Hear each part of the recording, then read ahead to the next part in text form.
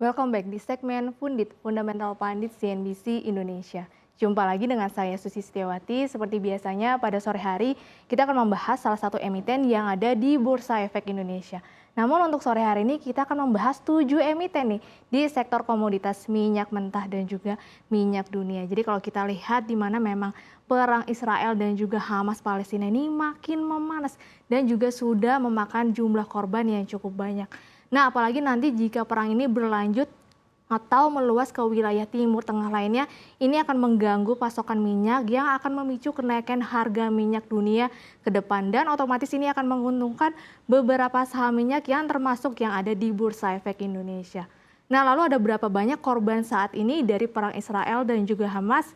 Bisa lihat di slide di samping saya. Jadi kalau kita lihat, di mana perang Israel dan juga Hamas yang dimulai pada pekan lalu, kalau kita lihat pada 9 Oktober 2023, harga minyak sempat merespon atau naik sekitar 5% baik minyak Brent dan juga minyak WTI, dikarenakan saat itu ada Israel dan juga Hamas, perangnya ini makin memanas. Dan kalau kita lihat di mana terbarunya, sekarang Israel ini sudah mulai melakukan perang via darat yang sebelumnya hanya melalui via udara. Jadi kalau kita lihat, perang Israel dan juga Hamas Palestina memakan setidaknya 1.300 orang, termasuk 265 tentara tewas di Israel dalam serangan teroris dan lebih sekitar dari 3.300 orang terluka di Israel. Dan untuk di wilayah Gaza atau Palestinanya, sekitar 2.200 orang tewas dan 8.000 orang terluka. Jadi memang untuk korbannya sendiri lebih banyak di Palestina dibandingkan di Israel. Dan untuk selanjutnya kita bisa melihat merangkum berapa banyak sih korban yang tercatat dari tahun 2008 hingga tahun 2020 selama perang Israel dan juga Palestina berlangsung. Ya, jadi di sini ada menurut kantor PBB atau untuk koordinasi urusan kemanusiaan atau yang disebut OCHA. Jadi kalau kita lihat di sini ada dari tahun 2008 hingga tahun 2020 yang sudah dirangkum oleh United Session.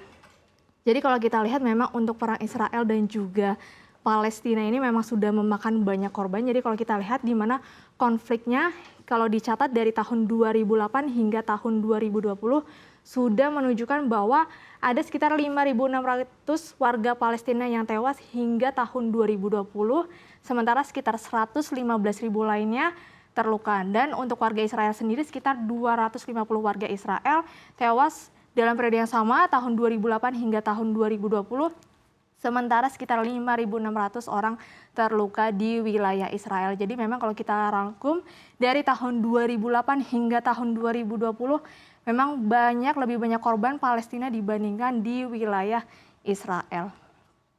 Dan bagaimana dengan pergerakan harga minyak atau respon harga minyak ketika perang Israel dan juga Hamas berlangsung?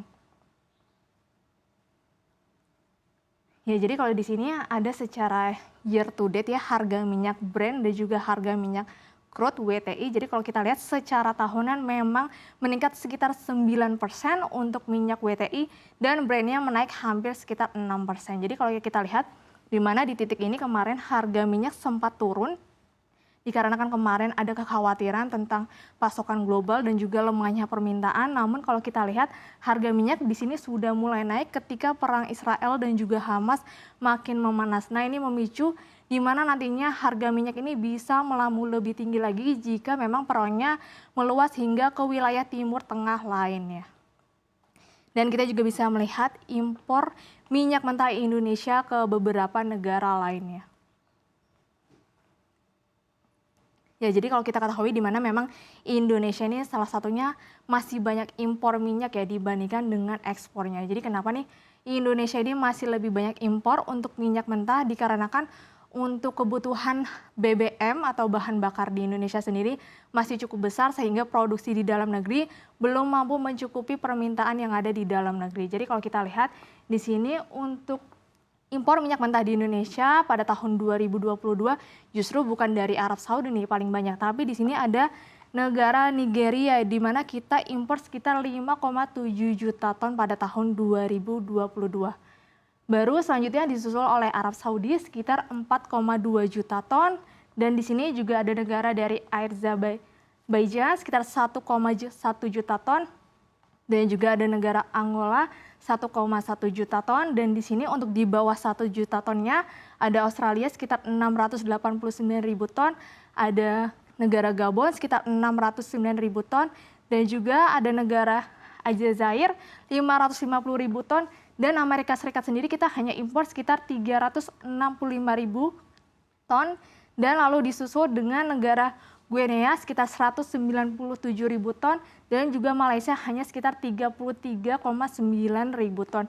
Dan sisanya sekitar 760.000 ton berasal dari negara lainnya yang sudah diakumulasi. Jadi kalau kita total sepanjang tahun 2022 impor minyak mentah Indonesia itu bertotal sekitar 15,2 juta ton, dan angka ini naik sekitar 10% dibandingkan tahun 2021.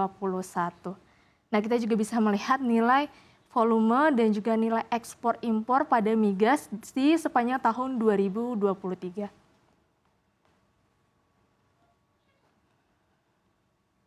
Ya, jadi kalau kita lihat di sini dari periode Januari hingga September 2023, di mana memang volume ekspor migas Indonesia itu jauh lebih kecil dibandingkan dengan volume impor migas ya. Jadi kalau kita lihat di sini dari Januari hingga September 2023, ekspor migas kita itu lebih kecil dibandingkan impornya.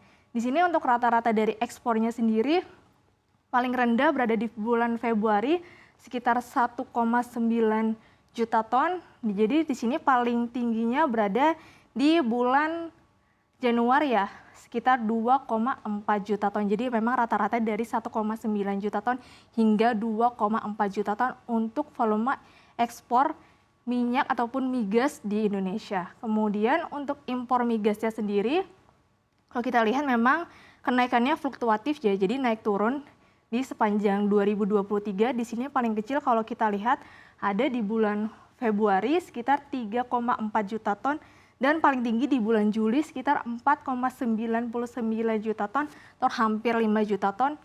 Dan memang rata-ratanya sekitar dari 3,4 juta ton hingga 5 juta ton untuk impor migas Indonesia di sepanjang tahun 2023. Dan kalau kita bergeser ke nilai ekspor dan juga impornya yang otomatis mencerminkan dari total volume ekspor dan juga impor dari migas sendiri. Jadi kalau secara nilai kita bisa lihat di sini satuannya dalam dolar AS ya. Di sini untuk periode dari Januari hingga September, rata-rata untuk nilai ekspor migas sendiri berada di sekitar 1,2 miliar dolar AS hingga sekitar 1,5 miliar dolar AS. Sedangkan untuk impor ini jauh lebih besar. Di sini kalau kita lihat dari periode Januari hingga September, kita lihat di sini rata-rata dari 2,2 miliar dolar AS hingga sekitar 3,4 miliar dolar AS. Jadi memang rata-rata dari ekspor dan impornya ini, impornya 2 kali jauh lebih besar dibandingkan dengan ekspor migasnya Indonesia. Nah, kira-kira saham apa saja yang tercatat di Bursa Efek Indonesia yang volatile dan cukup menarik untuk dilirik ataupun juga kalau kita analisa apa ya yang kira-kira layak untuk dikoleksi di saham minyak ataupun saham migas? Kita bisa dilihat di slide selanjutnya. Ya, jadi di sini tim riset sudah merinci atau sudah merangkum sekitar ada 7 emiten yang memang di mana sahamnya ini cukup volatile di Bursa Efek Indonesia. Jadi kalau kita lihat di pertama ada PT Medco Energi International Tbk atau dengan kode emitennya MEDC.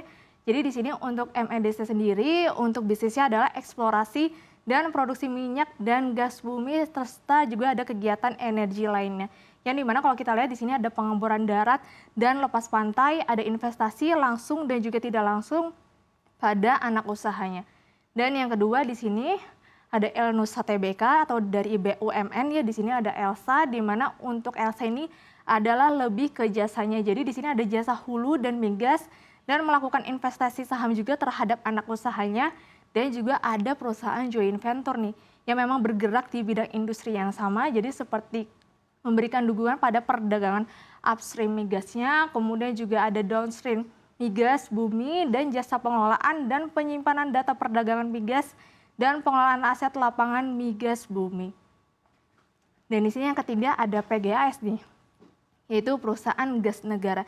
Jadi untuk PGAS sendiri ini bukan hanya produksi dari gas saja, tapi memang bisnisnya bukan hanya gas, tapi juga ternyata ada minyaknya juga. Jadi di sini ada 3 bisnis yang dijalankan oleh PGAS sendiri, yaitu ada distribusi dan niaga gas bumi, kemudian ada produksi minyak dan juga gas bumi, serta transmisi gas bumi. Dan di sini ada juga emiten dari grup Bakri. Di sini ada PT Energi Mega Persada atau Energi, yang dimana untuk bisnisnya sendiri ada eksplorasi dan juga perdagangan minyak dan gas bumi. Dan untuk selanjutnya ini ada saham Apex nih, yang memang jarang terdengar, namun sebelumnya kalau kita lihat beberapa pekan lalu harga saham Apex ini sempat arah ya beberapa hari, yaitu PT Apexindo Pratama Duta Tbk atau dengan kode emitennya Apex. Jadi untuk bisnisnya sama, berada di industri gas minyak bumi juga. Di sini untuk Apex sendiri menyediakan lebih tepatnya jasa ya. Jadi ada jasa pengeboran darat dan juga lepas pantai untuk produsen minyak dan juga gas bumi, serta jasa yang terkait di industri minyak dan gas bumi. Dan di sini juga ada sahamnya dari Happy Hapsoro, yaitu Rukun Raharja ataupun Raja. Di sini untuk bisnisnya sendiri dari Raja ini adalah integrasi dari hulu ke hilir yang fokus menjalankan 4 pilar bisnisnya. Jadi 4 pilar bisnisnya itu ada infrastruktur gas, ada perdagangan gas juga, ada pembangkit, dan juga bisnis dari hulu energi. Dan yang terakhir kalau kita lihat ada distributor dari BBM yang kita ketahui namanya Akra, AKR Corporindo Tbk. Untuk Akra sendiri jadi bukan hanya distribusi bahan bakar, jadi kalau kita lihat untuk perusahaan swasta yang pertama memulai bisnis dari distribusi BBM dengan mengimpor kargo pertama produk BBM setelah pemerintah ini meregulasi sektor hilir dari minyak dan juga gas bumi. Nah, jadi dari 7 emiten ini yang mana ya kira-kira yang paling murah? Nah, kita bisa bergeser ke rasio keuangannya. Ya, jadi kalau kita lihat di sini untuk ada harga beberapa saham di harga kemarin ya, kita ambil harga closing kemarin. Dan di sini kalau kita lihat secara book value-nya ataupun juga PBV-nya yang paling murah dari 7 emiten saham minyak, di sini kita lihat di sini yang paling murah ada Elsa, kemudian ada PGAS, dan juga ada Energi dan Apex. Kenapa murah? Karena PBV-nya rata-rata di bawah 1, untuk Elsa di 0,73, untuk PGAS di 0,88, untuk Energi hanya 0,68, dan bahkan Apex lebih murah di 0,67 nih. Namun sayangnya untuk Raja dan juga Akra di sini kita lihat yang paling mahal dibandingkan ketujuh lainnya, Raja di 2,26 dan Akra di 2,64 PBV-nya. Dan untuk Medco sendiri sudah berada di harga wajarnya di 1,51. Dan untuk secara sektoral atau industrinya, di mana harga saham minyak ini dapat dikatakan murah jika pernya di bawah 10. Jadi kita ambil per 10 dikarenakan harga minyak sekarang berpotensi untuk mengalami kenaikan ke depannya. Dan di sini kalau kita lihat secara price earning ratio-nya yang pernya di bawah 10, di sini ada Elsa di 6,13, ada PGAS di 7,78, ada Energi di 7,83. Dan untuk sisanya Apex, Raja, Akra sudah berada di atas 10 di 13 hingga 14 sehingga sudah over value.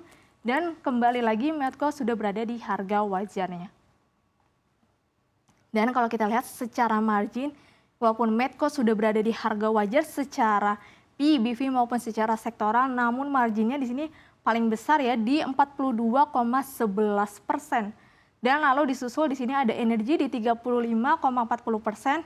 Dan memang untuk rata-rata di sektor industri hulu ataupun minyak gas, margin yang paling baik berada di sekitar 20 hingga 30%. Jadi di sini untuk PGAS sudah cukup baik, Energi juga cukup baik, Apex di 29%, Raja di 29%. Sayangnya untuk Elsa hanya mampu mencatatkan margin sekitar 9,4% dan juga Akra di 9,11%. Jadi memang marginnya tipis ya, yang memang hanya menyajikan atau bisnisnya hanya secara jasa saja. Dan dalam menghasilkan laba bersih di sini kalau kita lihat yang NPM-nya paling besar di sini ada Medco di 10,70%, yang sudah angka yang cukup baik di atas 10%. Kemudian di atas 10% juga di sini ada Energi ya untuk grup Bakri di 13,8% dan juga di emitennya Happy Hapsoro di 12,4% yaitu Raja. Dan untuk sisanya masih di bawah 10% ini, lagi-lagi ada Elsa di 4,27%, jadi secara marginnya kecil, sehingga NPM-nya juga dalam menghasilkan laba bersihnya juga kecil. Kemudian ada PGS di 8,15%, Apex juga hanya 4,7%, dan Akra 5,19% sebagai distributor dari BBM. Dan kalau kita melihat dari pengelolaan modal terhadap laba bersih atau ROE-nya sendiri, di mana untuk rata-rata industri minyak dan juga gas bumi dapat dikatakan maksimal jika ROE-nya di atas 16%. Jadi untuk di atas 16%, di sini kalau kita lihat ROE-nya sendiri yang paling tinggi di sini ada Akra sebagai distributor BBM di 18,7%, kemudian disusul Raja 16,24%, ini ROE-nya sudah cukup baik dalam mengelola modal terhadap laba bersihnya. Kemudian disusul Medco 14,3%, lalu disusul Elsa dan juga PGS di sekitar 11%, dan sayangnya untuk energi dan juga Apex kecil di 8% hingga 4% untuk Apex. Jadi memang dalam mengelola modal terhadap laba bersih untuk energi dan juga Apex memang masih belum cukup baik. Dan dalam mengelola aset terhadap laba bersihnya di sini kalau kita lihat untuk rata-rata industrinya ada di 6%, sehingga di sini di atas 6% hanya Akra lagi nih. Kalau kita lihat memang secara ROE dan juga ROA-nya Akra meskipun hanya distributor BBM tapi berada di angka yang cukup baik, sehingga dalam mengelola aset terhadap laba bersihnya cukup baik. Dan di bawah 6% di sini ada Medco 3,5%, ada Elsa 5,3%, mendekati sedikit lagi ya dalam mengelola asetnya cukup baik. Kemudian ada PGS di 4,2%, ada energi di 4,3%, dan di sini Apex lagi-lagi kecil secara ROE dan juga ROA-nya hanya 1,2% saja. Dan untuk Raja sudah berada di angka idealnya, dia di 5,96%. Sudah hampir mendekati angka ROA ideal di industri minyak dan juga gas bumi di 6%. Dan kita juga bisa melihat pergerakan harga saham dari ketujuh emiten ini secara year to date. Ya, jadi kalau kita lihat secara year to date dari Januari hingga perdagangan kemarin di sini, kalau kita lihat dari 7 saham di sini justru yang mencatatkan kenaikan tertinggi di sini ada Medco ya. Medco di 38,53%, yang memang dimana rata-rata untuk saham yang volatile ini Medco biasanya naiknya cukup liar ya atau cukup cepat tinggi. Kemudian di sini disusul ada Elsa di 32,08%, walaupun BUMN tapi dia mampu mencatatkan sekitar 32% selama year to date. Kemudian ada Apex di 37,50%. Namun sayangnya untuk PGS harus terkoreksi sepanjang tahun sekitar 19,4%, dikarenakan kemarin PGS sempat membagikan dividen. Setelah membagikan dividen, harga sahamnya ini belum mampu bangkit lagi. Kemudian ada Raja di minus 14,9%, dan juga energi harus terkoreksi secara year to date di 14,86%. Nah, dari ketujuh emiten ini yang mana ya kira-kira menarik untuk dikoleksi di sepanjang tahun menjelang di mana harga minyak mentah bumi atau minyak dunia ini akan melambung dikarenakan perang dari Israel dan juga perang dari Palestina yang masih berlangsung. Jadi kalau kita lihat di mana untuk perang Israel dan juga perang Palestina, jika nantinya masih berlangsung atau masih berlanjut dan bahkan bisa meluas ke wilayah Timur Tengah lainnya, dapat mengganggu pasokan minyak dikarenakan kalau kita lihat di wilayah Timur Tengah ada negara Iran yang salah satu produsen dari minyak bumi juga. Jadi di mana nanti perangnya berkelanjutan ini akan mengganggu pasokan dan memicu kenaikan harga minyak. Ketika harga minyak otomatis memang akan menguntungkan penjualan dan juga saham-saham dari emiten minyak. Kita bisa berkaca pada tahun lalu seperti hype atau kenaikan dari batu bara, namun secara berkepanjangan akan menyebabkan inflasi sehingga juga akan berdampak pada penurunan permintaan. Ya, mungkin itu saja yang bisa saya sampaikan di segmen Pundit hari ini. Saya kembalikan ke Sasa.